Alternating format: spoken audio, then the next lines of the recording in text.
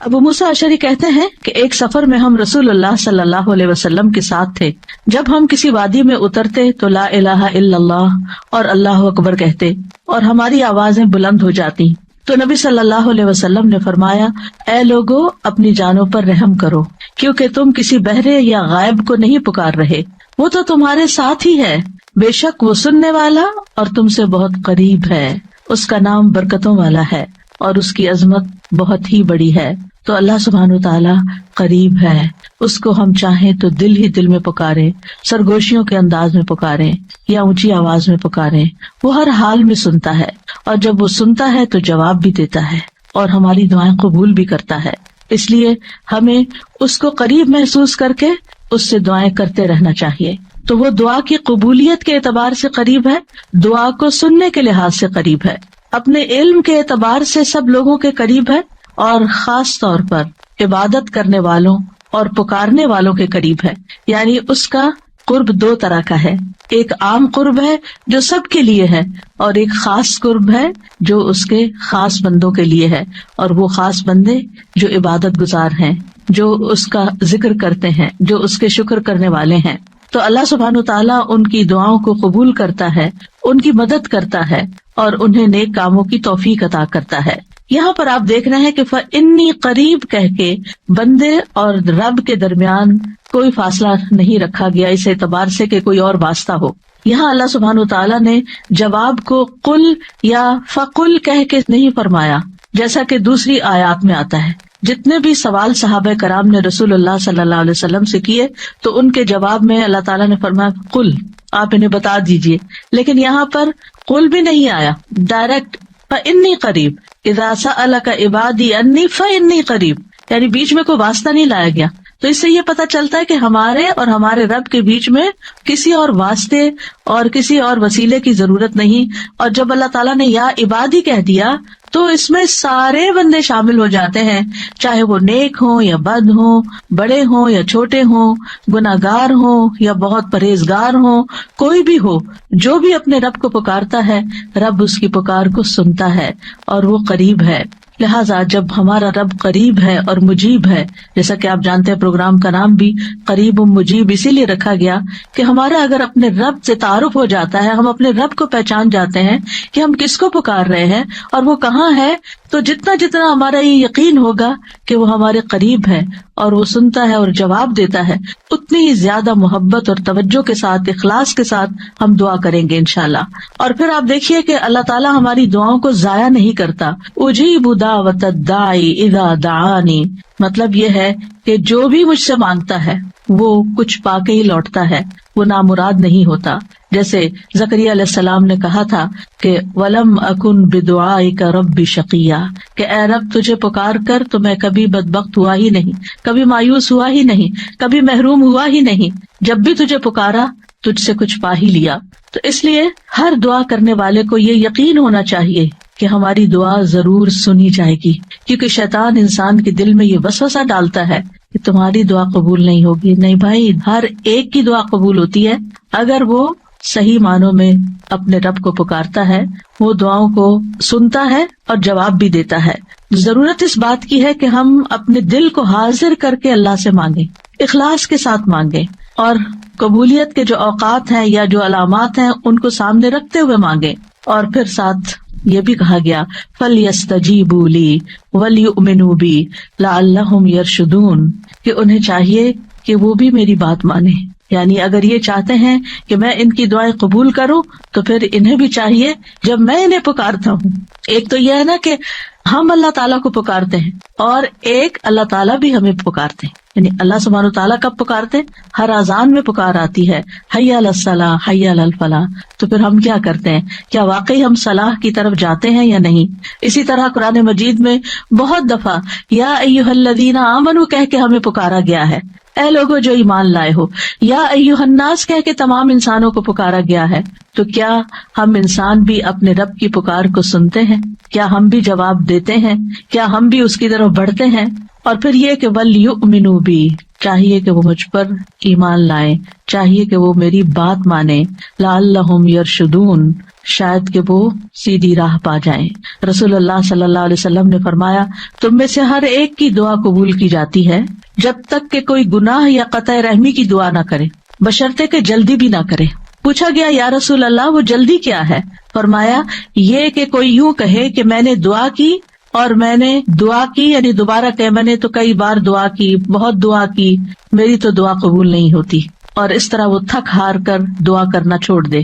ایسا نہ کرے بلکہ دعا کرتا رہے، کیونکہ اس کی قبولیت کے مختلف طریقے ہیں۔ تو اللہ سبحانہ وتعالیٰ ہم سے قریب ہے۔ ایک اور آیت میں آتا ہے سورۃ ہود کی، وَإِلَىٰ ثَمُودَ أَخَاهُمْ صَالِحًا قَالَ يَا قَوْمِ اعْبُدُوا اللَّهَ مَا لَكُم مِّنْ إِلَٰهٍ غَيْرُهُ هُوَ أَنشَأَكُم مِّنَ الْأَرْضِ وَاسْتَعْمَرَكُم فِيهَا فَاسْتَغْفِرُوهُ ثُمَّ تُوبُوا إِلَيْهِ إِنَّ رَبِّي قَرِيبٌ مُّجِيبٌ۔ اور سمود کی طرف ان کے بھائی صالح کو بھیجا، اس نے کہا، اے میری قوم، اللہ کی عبادت کرو، اس کے سوا تمہارا کوئی معبود نہیں، اسی نے تمہیں زمین سے پیدا کیا اور تمہیں اس میں آباد کیا، سو اس سے بخشش مانگو، پھر اس کی طرف پلٹ آؤ، یقیناً میرا رب قریب ہے، قبول کرنے والا ہے۔ ان ربی قریب مجیب۔ یہاں قوم سمود کی بات کی جا رہی ہے۔ یہ لوگ مدائن کے علاقے میں رہتے تھے جو تبوک اور مدینہ منورہ کے درمیان واقع تھا۔ صالح علیہ السلام نے اپنی قوم کو ایک طرف اللہ سبحانہ تعالیٰ کی عبادت کی دعوت دی، توحید کی دعوت دی کہ صرف وہی تمہارا معبود ہے جس نے تمہیں پیدا کیا، جس نے تمہیں زمین میں آباد کیا، لہٰذا تم شرک سے اجتناب کرو، صرف اللہ کی طرف رجوع کرو۔ کیوں؟ اس لیے کہ وہ بہت قریب ہے، اپنے بندوں کی دعائیں سنتا ہے۔ تو آپ دیکھیے، جو آپ کے قریب ہو اور جو آپ کی بات بھی سنتا ہو، تو کیا آپ نہیں چاہیں گے کہ آپ اس کے قریب ہوں؟ یہاں پر آپ دیکھیے کہ دعا کرنے سے پہلے دو چیزوں کی بات ہے، استغفار اور توبہ کی، کہ اس سے استغفار کرو اور توبہ کرو تو تمہاری دعائیں قبول ہوں گی۔ توبہ کا مطلب یہ ہے کہ گناہوں سے کنارہ کشی اختیار کرو اور اس بات کا پکا وعدہ کرو کہ آئندہ گناہ نہیں کرو گے، اور استغفار کا مطلب ہوتا ہے بخشش طلب کرنا کہ اللہ ہمیں معاف کر دے، ہمارے گناہوں پہ پردہ ڈال دے۔ اور توبہ اور استغفار دونوں ہم معنی بھی ہیں۔ امام ابن قیم کہتے ہیں استغفار میں توبہ شامل ہے اور توبہ میں استغفار شامل ہے، اور جب ان کو الگ الگ بولا جاتا ہے تو پھر اس کا معنی الگ الگ بھی ہوتا ہے، اور اگر یہ دونوں اکٹھے آئیں یعنی ایک دوسرے کے ساتھ مل کر آئیں تو استغفار کا مطلب یہ ہوتا ہے کہ زندگی میں جو ہم کر چکے ہیں غلط کام، برائیاں، اللہ تعالیٰ ہمیں ان کے شر سے محفوظ رکھے، اور توبہ کا مطلب یہ ہے کہ ہم آئندہ گناہ میں پڑنے کے شر سے آپ کی مدد چاہتے ہیں، حفاظت چاہتے ہیں۔ اور توبہ اس پختہ ارادہ کو بھی کہتے ہیں کہ دوبارہ گناہ نہیں کریں گے، آئندہ یہ نہیں کریں گے۔ تو ان ربی قریب مجیب، میرا رب یقیناً قریب ہے، مجیب ہے، اور یہاں قریب قرب سے شفقت اور اکرام کے معنوں میں، یعنی رب بہت شفیق اور مہربان ہے، بہت کریم ہے، اور اس کا اپوزٹ ہوتا ہے بعید، دور، اور بہت کا لفظ سختی کے لیے بولا جاتا ہے کہ وہ جو شفیق نہ ہو، سخت ہو، کرخت ہو، اور پھر یہ کہ کچھ نہ دے، تو ایسا نہیں ہے ہمارا رب۔ ہمارا رب قریب ہے، مہربان ہے، اور اس کے ساتھ ساتھ یہ کہ وہ اپنے بندوں کا اکرام کرتا ہے اور انہیں سیدھے رستے پر چلاتا ہے، ان کی رہنمائی کرتا ہے، ان کی ضروریات پوری کرتا ہے، ان کی حفاظت کرتا ہے، ان کو مدد دیتا ہے، ان کی مشکلات دور کرتا ہے۔ لہٰذا ہمیں اپنے رب کو قریب پاتے ہوئے اور قربت کا ایک احساس ہوتا ہے۔ قریب ہونے کا مطلب یہ نہیں کہ اللہ سبحانہ تعالیٰ کسی نعوذ باللہ فزیکل فارم میں ہمارے ساتھ بیٹھے ہوئے ہیں یا ہمارے دل میں بیٹھے ہوئے ہیں، یہ مطلب نہیں ہے قریب کا۔ قربت ایک احساس کا نام ہے۔ آپ نے دیکھا ہوگا بہت سے لوگ دور ہوتے ہوئے آپ کے دل کے قریب ہوتے ہیں، اور کئی لوگ آپ کے ساتھ رہتے ہوئے، آپ کے ساتھ بیٹھے ہوئے، آپ کے ساتھ زندگی گزارتے ہوئے بھی آپ سے دور ہوتے ہیں۔ تو اللہ سبحانہ وتعالیٰ کا قرب محسوس کرنے کی چیز ہے، اس طرح کہ وہ سنتا ہے۔ اللہ سبحانہ وتعالیٰ سنتا ہے، السمیع ہے، اللہ تعالیٰ دیکھتا ہے، البصیر ہے، اللطیف ہے، الخبیر ہے، وہ ہمارے دلوں کے راز بھی جانتا ہے۔ تو اس سے بڑھ کے قریب کون ہوگا؟ جو شہرک سے بھی زیادہ قریب ہے، اور جو ہمارے دل میں خیال اٹھ کر جو ہمارے دماغ تک جاتا ہے اس سے پہلے کہ دماغ تک جائے وہ بیچ میں حائل ہوتا ہے، اور وہ جان لیتا ہے کہ بندہ کیا سوچ رہا ہے۔ نہ صرف یہ کہ وہ یہ جانتا ہے کہ اس وقت کیا کر رہے ہیں ہم، وہ یہ بھی جانتا ہے ہم پاسٹ میں کیا کر چکے ہیں، اور وہ یہ بھی جانتا ہے کہ ہم فیوچر میں کیا کچھ کرنے والے ہیں۔ کوئی اور ہے ایسا جو اتنا زیادہ ہمیں جانتا ہو؟ کیا وہ ہماری ضروریات کو نہیں جانتا ہوگا؟ کیا وہ ہمارے دکھ کو نہیں جانتا؟ کیا وہ ہماری پریشانیوں کو نہیں جانتا؟ کیا وہ ہماری زندگی کے مقاصد کو نہیں جانتا؟ کیا وہ ہماری کوششوں کو نہیں جانتا؟ کیا وہ ہماری عبادتوں کو نہیں جانتا؟ وہ خوب جانتا ہے، وہ سب کچھ جانتا ہے. تو جو جانتا ہے اس سے مانگے بنسبت اس کے کہ جو جانتا بھی نہیں ہے، اور ہم اس سے توقعات لگا کے بیٹھے رہے کہ یہ ہمارے لیے کچھ کریں گے. عام طور پر ہم جب کسی مشکل کا شکار ہوتے ہیں تو پھر بندوں کی طرف دیکھتے ہیں، نہیں، جو اپنے رب کو قریب پاتے ہیں وہ اپنے رب ہی کی طرف دیکھتے ہیں اور رب ہی کی طرف پلٹ پلٹ کر جاتے ہیں. اور تابا یتوبو کا مطلب پلٹ پلٹ کر جانا بھی ہے، کہ واپس پلٹتے ہیں کہ اللہ تعالیٰ اگر ہماری کسی بات سے آپ ناراض ہو گئے ہیں یا ہم سے خفا ہیں تو ہم تیری ہی طرف پلٹتے ہیں. اعوذ بک منک، تجھ سے ڈر کے پھر تیرے ہی پاس پناہ لیتے ہیں، اپنے گناہوں کے شر سے بچنے کے لیے، اپنی سیئات سے بچنے کے لیے. تو اس لیے تھرو آؤٹ جو ہمارا انشاءاللہ پروگرام ہوگا، اس میں آپ یہ 2 لفظ بس پکے کر لیں، وہ قریب ہے، وہ مجیب ہے، وہ بہت قریب ہے اور وہ جواب بھی دیتا ہے، وہ دعائیں قبول بھی کرتا ہے. اس لیے اس رمضان میں خوب خوب دعائیں کرنی ہے. اور ویسے بھی آپ دیکھیں کہ دعا افضل ترین عبادت ہے. الدعاء مخ العبادہ، عبادت کا جوہر ہے، عبادت کی ٹاپ پر ہے. تو رمضان کا مہینہ عبادت کے لیے، لہٰذا اس عبادت میں دعاؤں کا ایک خاص حصہ ہونا چاہیے. دعا ہے کیا؟ دعا کا لفظ عربی زبان میں دال عین واو سے مل کر بنا ہے. دعا یدعو دعاء و دعوتن، یہ 2 مصدر ہیں اس سے. اور دعا کا لفظی معنی ہوتا ہے کسی کو آواز اور کلام کے ساتھ مائل کرنا، پکارنا، یعنی آواز بھی دینا، اس سے بات بھی کرنا اور اس کو اپنی طرف متوجہ کرنا. ایک ہوتا کسی سے بات کرنا لیکن اس میں مقصد یہ نہیں ہوتا کہ میری طرف متوجہ ہو. مثلا میں آپ سے بات کر رہی ہوں اس وقت، تو مجھے آپ سے یہ ایکسپیکٹیشن نہیں کہ آپ میری طرف متوجہ ہو کہ میری کوئی مدد کریں. لیکن دعا میں جب انسان پکارتا ہے تو اس کا مطلب ہوتا ہے کہ دوسرا متوجہ ہو اور جس مقصد کے لیے اس کو پکارا جا رہا ہے وہ مقصد بھی پورا ہو جائے. عربی میں کہتے ہیں دعوت اللہ، میں نے اللہ کو پکارا، یعنی میں نے سوال کرتے ہوئے، اللہ تعالیٰ کی طرف عاجزی کرتے ہوئے، جو خیر ہے اس کے پاس اس میں رغبت رکھی اور اس رغبت کو طلب کرنے کے لیے اس کو پکارا، یعنی اس رغبت کے ساتھ اس کو پکارا. قرآن مجید میں دعا کا لفظ مختلف معنوں میں استعمال ہوا ہے. نمبر 1 دعا بمعنی ندا، آواز دینے کے معنوں میں. دعا کا مطلب کیا؟ آواز دینا. جیسے سورۃ آل عمران میں آتا ہے فَقُلْ تَعَالَوْا نَدْعُ أَبْنَاءَنَا وَأَبْنَاءَكُمْ وَنِسَاءَنَا وَنِسَاءَكُمْ وَأَنفُسَنَا وَأَنفُسَكُمْ. تو آپ کہہ دیجئے کہ آؤ ہم اپنے اور تمہارے بیٹوں کو اور اپنی اور تمہاری عورتوں کو بلا لیں، پکار لیں، یعنی تم بھی ان کو بلا لو، ہم بھی بلا لیتے. تو بلانے کے معنوں میں استعمال ہوتا ہے. تو عربی زبان میں دعا اور ندا یہ 2 لفظ مترادف بھی ہیں، ایک دوسرے سے ملتے جلتے ہیں، سینونیمز ہیں، ایک جگہ پر اکٹھے بھی استعمال ہوئے ہیں. الا دعاء و نداء، کہ پکار اور آواز کے سوا کچھ نہیں سنتا. پھر اسی طرح دعا بمعنی طلب کرنا، کسی چیز کی ڈیمانڈ کرنا. قرآن مجید میں آتا ہے وَلَا تَزِرُ وَازِرَةٌ وِزْرَ أُخْرَى وَإِن تَدْعُ مُثْقَلَةٌ إِلَىٰ حِمْلِهَا لَا يُحْمَلْ مِنْهُ شَيْءٌ وَلَوْ كَانَ ذَا قُرْبَىٰ. اور کوئی بھی بوجھ اٹھانے والا کسی دوسرے کے گناہوں کا بوجھ نہ اٹھائے گا. یہ کب کی بات ہے؟ قیامت کے دن. اور کوئی بوجھ سے لدا ہوا شخص اپنا بوجھ اٹھانے کے لیے کسی کو بلائے گا، اس کو پکارے گا، وَإِن تَدْعُ تو وہ اس میں سے کچھ بھی نہیں اٹھا سکے گا، کوئی مدد نہیں کرے گا قیامت کے دن، اگرچہ وہ قریبی رشتے دار ہی کیوں نہ ہو. تو کسی کو مدد کے لیے بلانا، آؤ میرا سامان اٹھاؤ، میرا بوجھ اٹھاؤ، اس کے لیے بھی لفظ دعا جس میں ایک طلب پائی جاتی ہے استعمال ہوتا ہے. اسی طرح دعا کا لفظ بمعنی قول، بات کے بھی استعمال ہوتا ہے. قرآن مجید میں آتا ہے فما کان دعواہم اذ جاءہم بأسنا الا ان قالوا انا کنا ظالمین. جب ان کے پاس ہمارا عذاب آیا تو ان کا قول اس کے سوا کچھ نہ تھا کہ وہ کہنے لگے بے شک ہم ہی ظالم تھے. تو یہاں پر قول یا بات کے معنوں میں آیا ہے. پھر اسی طرح دعا کا لفظ عبادت کے معنوں میں بھی آتا ہے.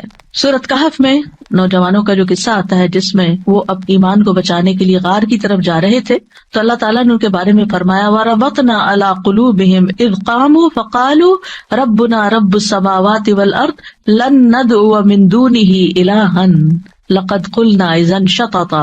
اور ہم نے ان کے دلوں کو مضبوط کر دیا جب وہ اٹھ کھڑے ہوئے تو کہنے لگے ہمارا رب تو آسمانوں اور زمین کا رب ہے، ہم ہرگز اس کے سوا کسی الہ کو نہیں پکاریں گے، یعنی اس کی عبادت نہیں کریں گے. اور اگر ہم ایسا کریں تو یقیناً ہم نے ناانصافی کی بات کی. تو دعا بمعنی عبادت.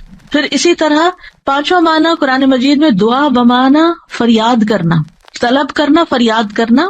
اور اس میں وَإِن كُنتُمْ فِي رَيْبٍ مِّمَّا نَزَّلْنَا عَلَىٰ عَبْدِنَا فَأْتُوا بِسُورَةٍ مِّن مِّثْلِهِ وَادْعُوا شُهَدَاءَكُمْ، اگر تمہیں اس قرآن میں شک ہے جو ہم نے اپنے بندے پر نازل فرمایا تو اسی طرح کی ایک سورت تم بھی بنا لاؤ اور اللہ کے سوا اپنے گواہوں مددگاروں کو بھی بلا لو، فریاد کرو کہ وہ آئے اور تمہاری مدد کرے، یعنی مدد کے لیے پکارنا، یہ معنی ہے۔ پھر اسی طرح دعا بمانا کسی چیز کی ترغیب دینا، یعنی کسی چیز کی طرف دعوت دینا۔ نوح علیہ السلام نے اپنی قوم کو پکارا تھا، قال رب انی دعوت قومی لیلا ونہارا، اس نے کہا ہے میرے رب، بے شک میں نے اپنی قوم کو رات اور دن پکارا، ان کو دعوت دیتا رہا دین کی طرف، اپنے رب کی طرف۔ اور اس میں معنی عبادت کا بھی ہے کہ اللہ کی عبادت کرو، تو عبادت کی دعوت میں ان کو دیتا رہا۔ پھر اسی طرح دعا بمانا منسوب کرنا، نسبت دینا، ادعوہم لآبائہم، ان بچوں کو ان کے حقیقی باپوں کی نسبت سے پکارو، یعنی ادعوہم کا مطلب ہے کہ ان کو اپنے باپوں کی طرف ہی منسوب کرو، جن کے وہ بچے ہیں باپ کا نام نہیں بدلو۔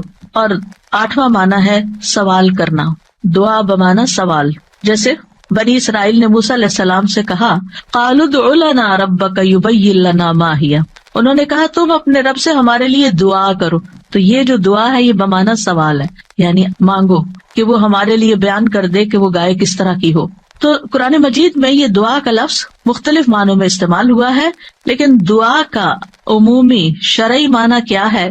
اللہ کی بارگاہ میں عاجزی کے ساتھ سوال کرنا اور اللہ کے پاس جو خیر ہے اس میں راغب ہونا، رغبت رکھنا۔ اللہ کی بارگاہ میں اللہ کے حضور عاجزی کے ساتھ سوال کرنا، چیخ چلا کے نہیں بلکہ بہت ہمبل طریقے سے، اور جو خیر اللہ کے پاس ہے اس میں رغبت رکھنا، اس کا شوق رکھنا۔ طیبی کہتے ہیں اس سے مراد ہے اللہ کی بارگاہ میں انتہا درجے کی عاجزی، انکساری اور محتاجگی ظاہر کرنا۔ جیسے موسیٰ علیہ السلام نے دعا کیا کی تھی، رب انی لما انزلت الی من خیر فقیر، اپنے فقر، اپنی محتاجی، اپنی ضرورت کا اظہار کیا تھا، انی لما انزلت الی من خیر فقیر۔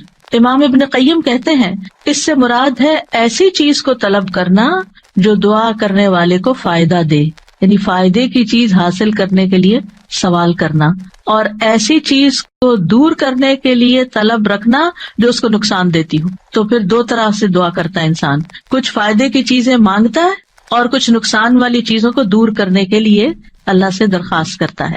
ہماری شریعت میں دعا کی دو بڑی اقسام ہیں، ایک ہے دعائے عبادت اور ایک ہے دعائے مسئلہ۔ دعائے عبادت کیا ہے؟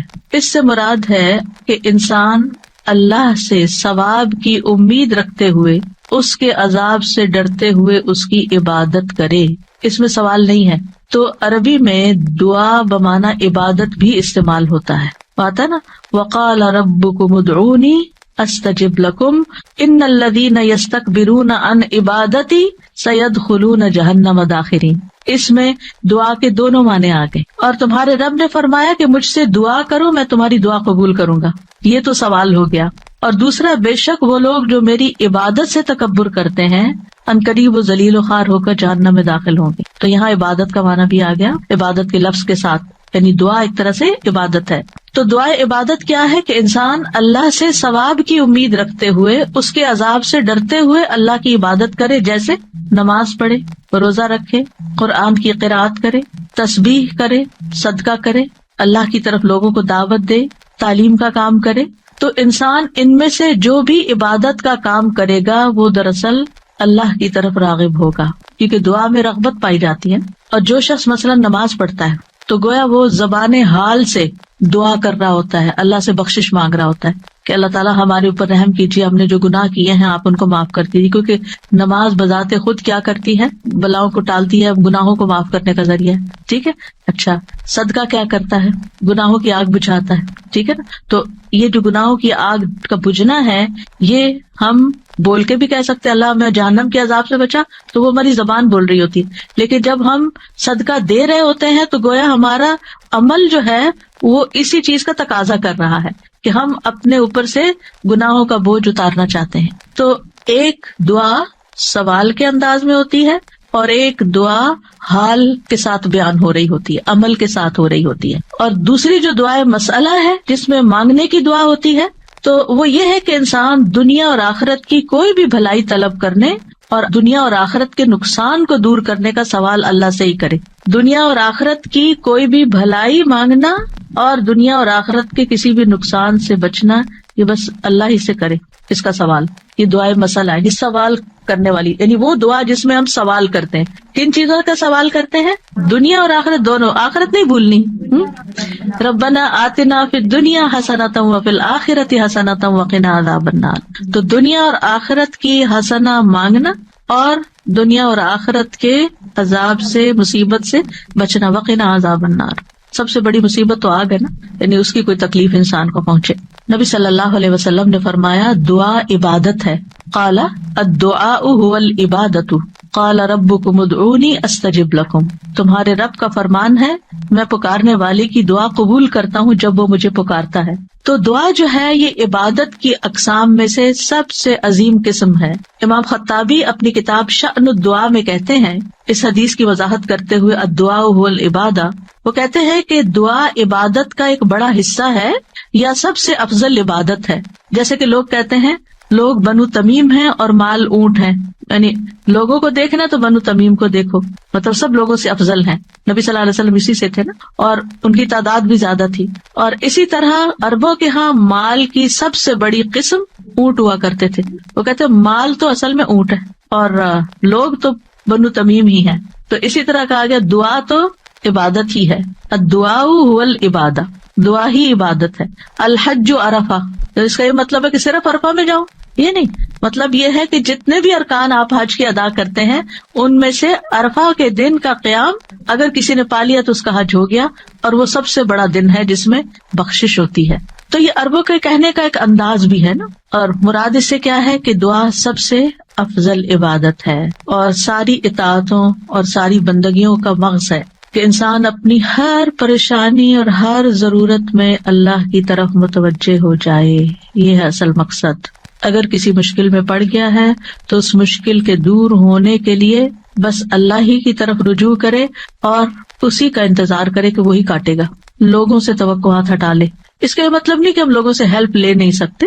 آپ لوگوں سے ہیلپ لے سکتے ہیں، آپ ان کو بتا سکتے ہیں کہ آپ کس مشکل میں اور اس کا حل کیا ہے، لیکن ان سے توقع نہ رکھے کہ یہ میری مشکل حل کر دیں گے. مثلاً آپ کو کوئی پرابلم ہوئی ہے، آپ کسی سے مشورہ کرنا چاہتے ہیں، آپ کسی سے کاؤنسلنگ لینا چاہتے ہیں، آپ ضرور لیں، لیکن یہ توقع نہ رکھیں کہ یہ آپ کا مسئلہ حل کر دے گا یا بس یہی آپ کے لیے سب کچھ ہو گیا. اس کو اللہ سبحانہ تعالیٰ سے آگے نہ رکھیں. کہتے ہیں نا ہمت مردہ مدد خدا. ہمت آپ نے کرنی ہے، کوشش آپ نے کرنی، مدد اللہ نے کرنی ہے. دعا کی بھی ہمت ہوتی ہے اور دعا کے لیے بھی ایک ایفرٹ لگانی پڑتی ہے اور اس کے لیے یکسو ہونا پڑتا ہے. خصوصاً آپ دیکھیں کہ جب کسی بڑی پریشانی کے نتیجے میں انسان کے ہوش اڑ جاتے ہیں، اوسان خطا ہو جاتے ہیں، اس کو کچھ سمجھ نہیں آتی، تو ایسی صورت میں انسان اپنے خیالات کو مجتمع کر کے، فوکس کر کے، پوری توجہ کے ساتھ اللہ کی طرف جب متوجہ ہوتا ہے تو یہ ہے اصل میں دعا کی روح. اور نہ صرف یہ کہ بڑی مشکلات میں بلکہ چھوٹی چھوٹی ضروریات میں بھی اللہ کی طرف رغبت کرنی چاہیے. دعا کی ضرورت کیوں ہے ہماری زندگی میں؟ کیونکہ ہم اللہ کے محتاج ہیں، بادشاہ وہی ہے، ہم فقیر ہیں. یا ایھا الناس انتم الفقراء الی اللہ، اے لوگو تم سب اللہ کے محتاج ہو. کوئی بھی انڈیپینڈنٹ نہیں، کوئی بھی یہ نہیں کہہ سکتا کہ میں اپنے سب کام خود ہی کر سکتا ہوں. واللہ هو الغنی الحمید، اور اللہ سب سے بے پرواہ ہے اور تعریف کے لائق ہے. بندوں میں سے کوئی بھی بے پرواہ نہیں ہو سکتا، ہم سب محتاج ہیں. دوسری بات، اللہ سارے خزانوں کا مالک ہے. وَإِن مِّن شَيْءٍ إِلَّا عِندَنَا خَزَائِنُهُ، کوئی چیز ایسی نہیں، وَإِن مِّن شَيْءٍ إِلَّا عِندَنَا خَزَائِنُهُ، کہ جس کے خزانے ہمارے پاس نہ ہوں.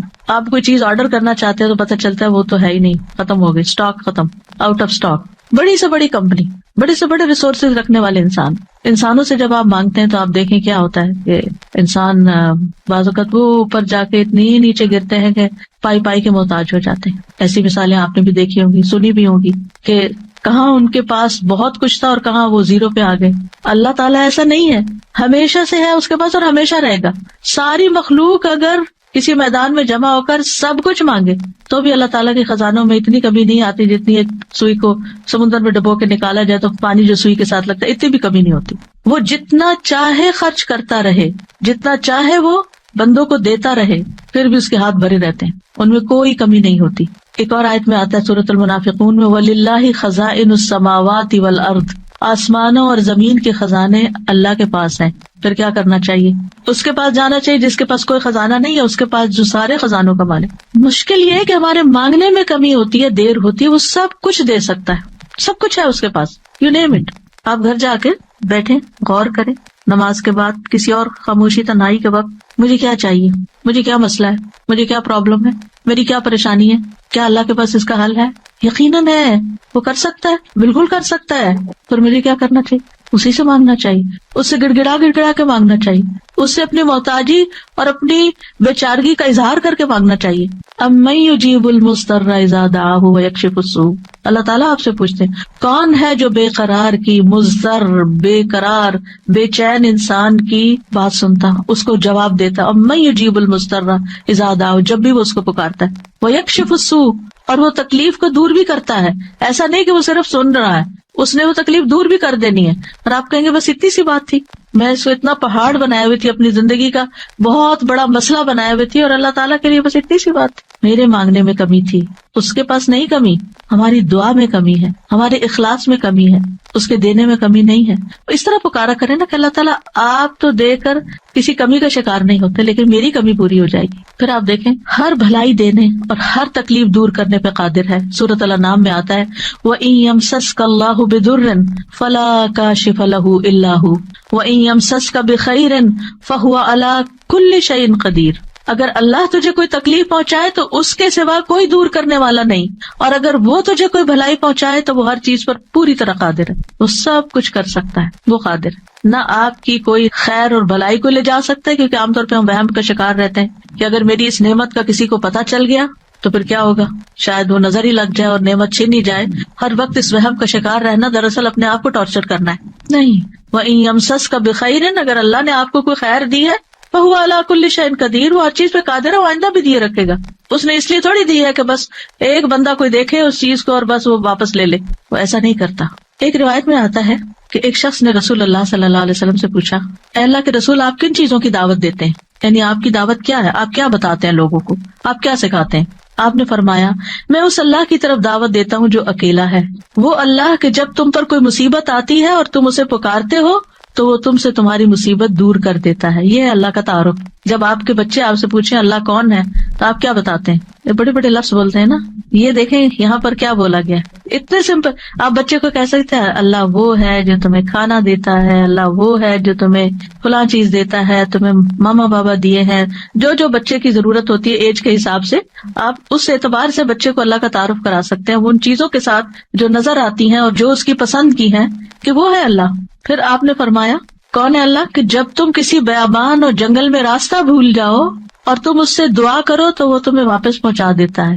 اور صرف جنگل بیابان نہیں، اب تو خیر GPS وغیرہ کی سہولت موجود ہے، اس کے باوجود بھول جاتے ہیں نا، اس کے باوجود غلط ٹرن لے لیتے ہیں، کبھی پہلے اور کبھی بعد میں، GPS فریز ہو جاتے ہیں، نیٹ چلا جاتا ہے، روڈ میپ ختم ہو جاتا ہے، کئی مسائل ہیں۔ تو کبھی بھی راستہ بھولیں تو ہم پہلی بات یہ سوچیں کہ اللہ سے دعا کرتے ہیں اللہ راستہ دکھا دے۔ راستہ بھولنے پر مجھے کبھی ٹینشن نہیں، میں ہمیشہ سوچتی ہوں اللہ پہنچا دے گا، ہو جائے گا، کوئی مسئلہ نہیں، اللہ کے تو علم ہے نا۔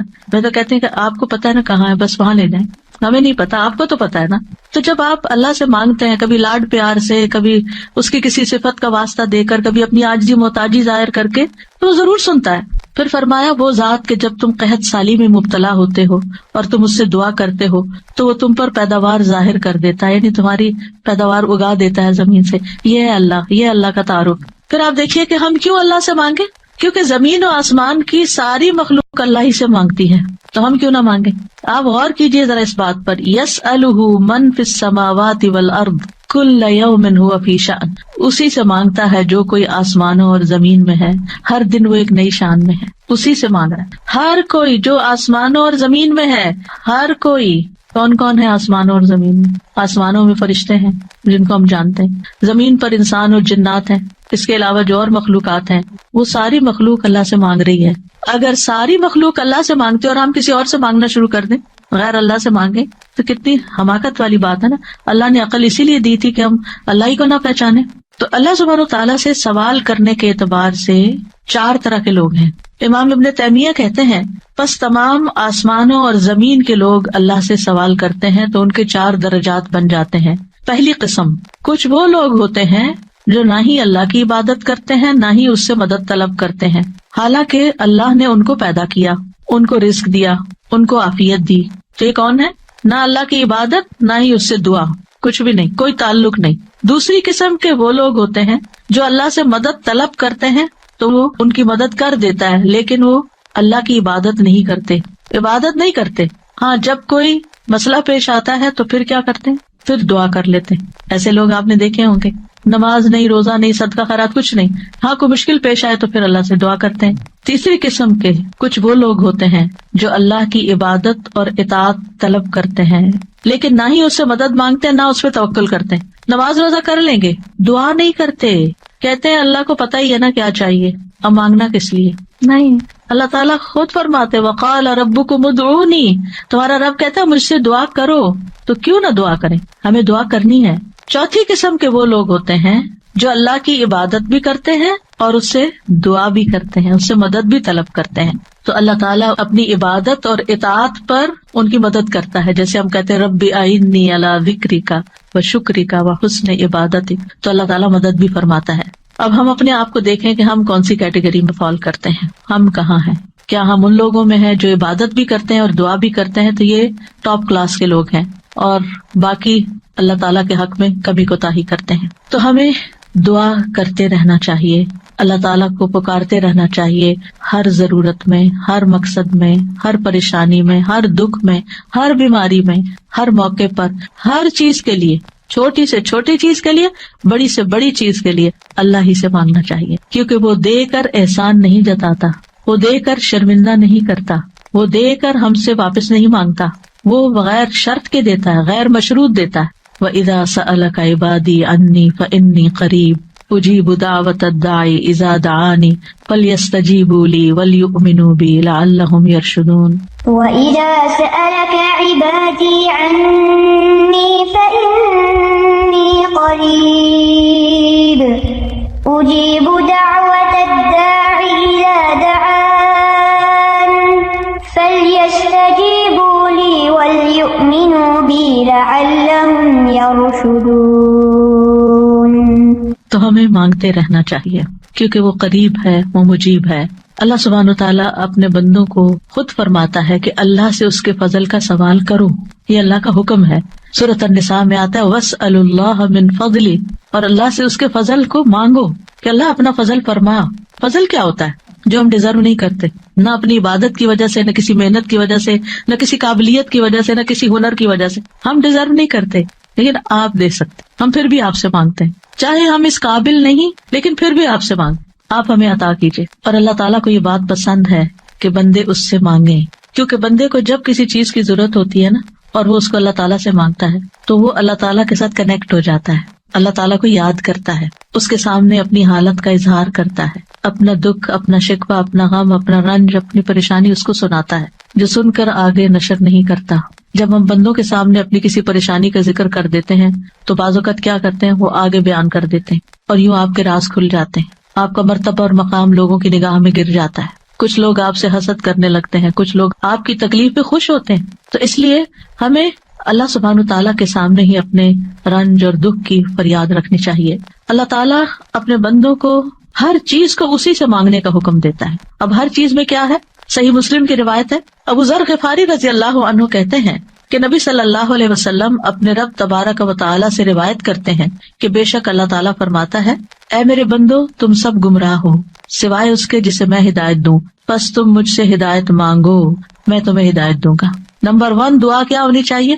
ہدایت کی۔ دن کی ہر رکعت میں ہم اہدنا الصراط المستقیم مانگتے ہیں، ہر کام میں ہمیں گائیڈنس چاہیے، ہمیں کلیرٹی چاہیے، چاہے دین کا کام ہو چاہے دنیا کا کام، ہر چیز میں ہمیں صحیح راستہ، صحیح اسٹریٹجیز اختیار کرنے کی ضرورت ہوتی ہے، تب وہ کام ہو پاتا ہے، اور اس طرح ساری کنفیوژن بھی دور ہو جاتی، ساری پریشانی بھی دور ہو جاتی کہ میں نے اللہ سے دعا کر لی، اللہ تعالیٰ آپ مجھے صحیح طریقہ بتا دے، مجھے اس کام کو کیسے لے کے چلنا ہے۔ تو ہر موڑ پر، ہر کام میں ہمیں ہدایت کی ضرورت ہوتی ہے۔ تو اہدنا الصراط المستقیم۔ پھر فرمایا، اے میرے بندو تم سب بھوکے ہو سوائے اس کے جسے میں کھلاؤں، تو تم مجھ سے کھانا مانگو میں تمہیں کھانا کھلاؤں گا۔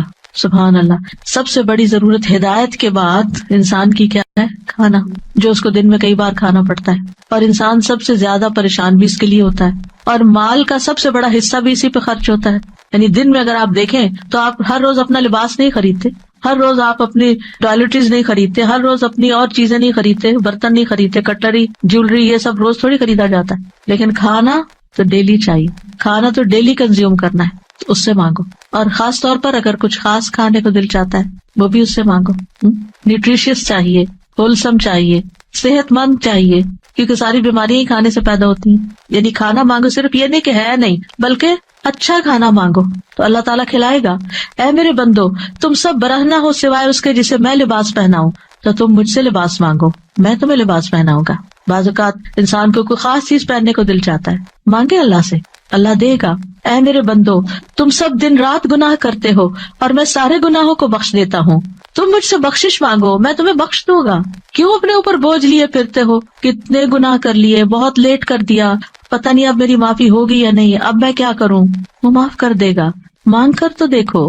اے میرے بندو, اگر تمہارے اولین و آخرین اور جن و انس ایک صاف چٹیل میدان میں کھڑے ہو کر مجھ سے مانگنے لگے, اور میں ہر ایک کو جو مجھ سے مانگ رہا ہے وہ سب کچھ دے دوں جو وہ مانگ رہا ہے, تو میرے خزانوں میں کوئی کمی نہیں ہوگی مگر جتنی سمندر میں سوئی ڈال کر نکالنے سے کمی آتی, کچھ کمی نہیں. مانگو, اس کا تو کچھ نہیں بگڑتا, اس کا تو کچھ کم نہیں ہوتا. نبی صلی اللہ علیہ وسلم نے بھی اللہ سے مانگنے کا حکم دیا ہے. عبداللہ بن عباس کہتے ہیں, ایک دن وہ رسول اللہ صلی اللہ علیہ وسلم کے پیچھے سوار تھے, تو رسول اللہ صلی اللہ علیہ وسلم نے ان سے فرمایا, اے لڑکے, میں تجھے چند کلمات سکھا رہا ہوں, احفظ اللہ یحفظک, تم اللہ کے احکام کی حفاظت کرو, اللہ تمہاری حفاظت کرے گا. احفظ اللہ تجدہ تجاہک, اللہ کی حفاظت کرو یعنی اللہ تعالیٰ کے احکامات کی, تم اسے اپنے سامنے پاؤ گے, قریب پاؤ گے. اذا سألت فاسأل اللہ, جب تمہیں مانگنا ہو اللہ سے مانگو, جب تمہیں مانگنا ہو, کچھ بھی مانگنا ہو. وَإِذَا اسْتَعَنْتَ فَاسْتَعِنْ بِاللَّهِ, اور جب مدد چاہیے اللہ سے مدد مانگو, کسی بھی طرح کی مدد. یعنی مدد صرف مالی مدد نہیں ہوتی, یا مدد صرف ان چیزوں کی نہیں ہوتی اوپر جن چیزوں کا ذکر ہوا ہے. مدد تو ہمیں ہر کام میں چاہیے. ہم کون سی لائن اختیار کریں, کون سا پیشہ اختیار کریں, کون سی جاب لیں, کون سی نہ لیں, کیا کریں کیا نہ کریں, فلاں جگہ جانا ہے, جائیں یا نہ جائیں, ہر معاملے میں. اور یہ جو ہمیں استخارہ سکھا دیا گیا تو یہ بھی تو یہی ہے. اور اس استخارے میں بھی آپ دیکھیے, اذا سألک عبادی انی فانی قریب اجیب دعوت الداعی اذا دعانی, اس میں بھی آپ دیکھیں بیچ میں واسطہ نہیں رہا نا, تو ہم کسی سے نہیں کہہ سکتے آپ میرا استخارہ کریں, آپ اپنے لیے خود ہی خیر مانگے.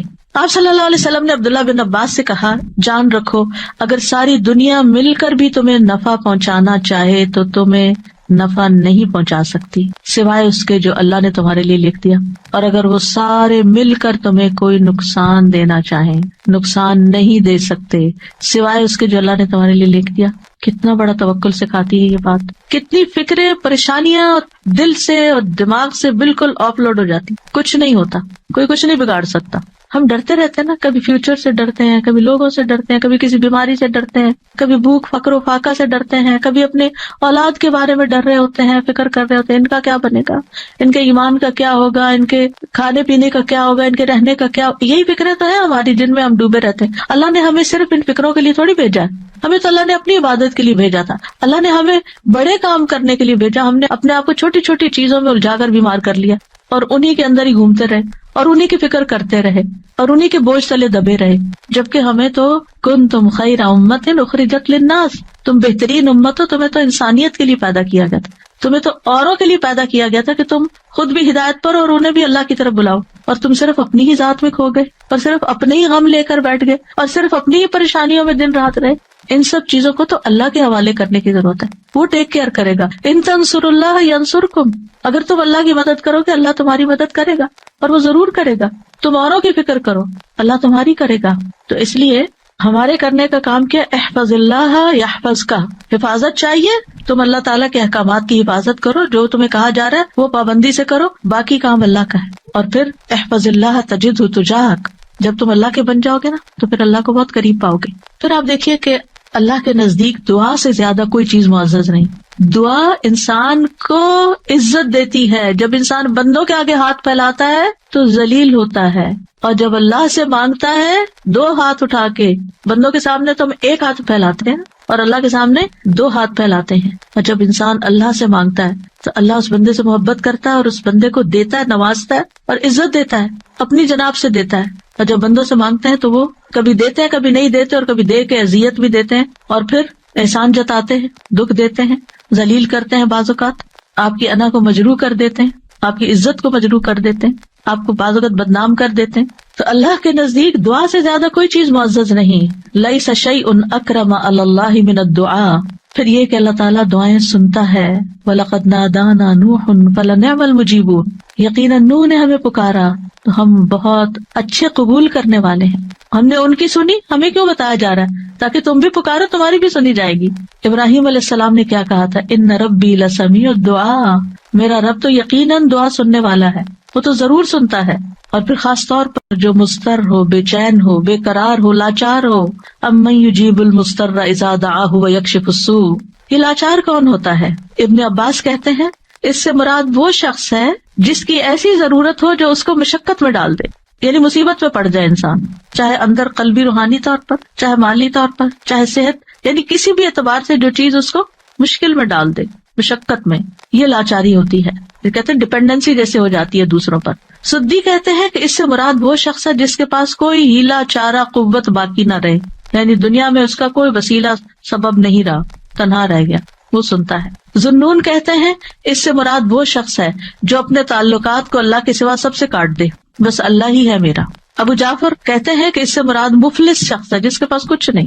سہل بن عبداللہ کہتے ہیں اس سے مراد وہ شخص ہے جو اپنے ہاتھ دعا مانگتے ہوئے اللہ کی طرف بلند کرتا ہے, اوپر اٹھاتا ہے, حالانکہ اس کے پاس اطاعت کا کوئی نیکی کا کام نہیں ہوتا جس کو وہ وسیلہ بنا سکے.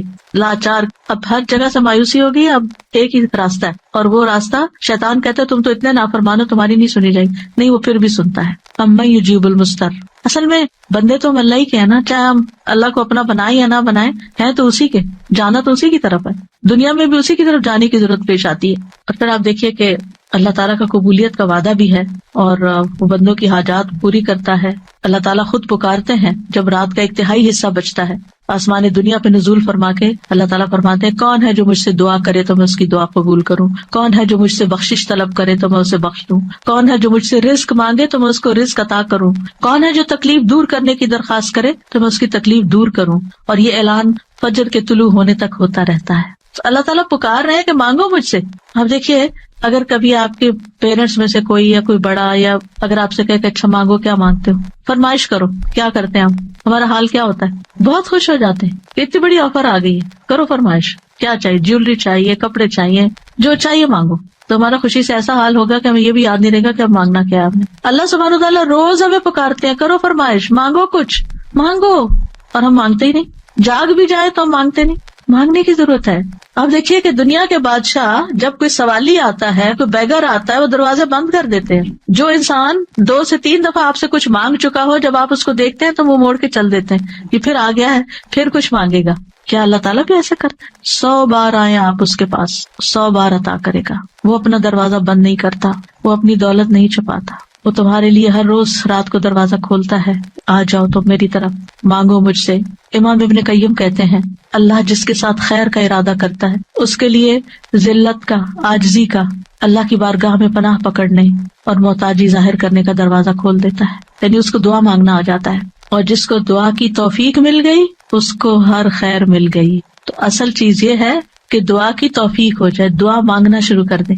آپ دیکھیں کہ اس نیت سے بھی یہ پروگرام رکھا گیا تھا کہ ہم روز دعا کے بارے میں کچھ سنیں, پھر دعا کے مطلب کو سمجھیں, دعا کرتے رہے تاکہ ہمیں دعا مانگنا آ جائے. یعنی اس کا ہول سول گول ہے اس پروگرام کا, وہ یہ کہ ہمیں دعائیں مانگنا آ جائیں, ہم دعاؤں کے شوقین ہو جائیں, دعا مانگنے سے محبت کرنے لگے, دعاؤں کے اوپر یقین کرنے لگے کہ اللہ تعالیٰ سنتا اور ضرور سنے گا, اور ہمارے سارے بوجھ اتر جائیں, اور ہم سارے اپنے معاملات اپنے رب کے سپرد کر دیں, اور ہم دنیا میں بھی ایک اچھی زندگی بسر کریں اور آخرت میں بھی. امام ابن تیمیہ کہتے ہیں جب اللہ کسی بندے کے ساتھ خیر کا ارادہ کرتا ہے تو اس کے دل میں دعا مانگنے اور اس سے مدد طلب کرنے کا الہام کر دیتا ہے.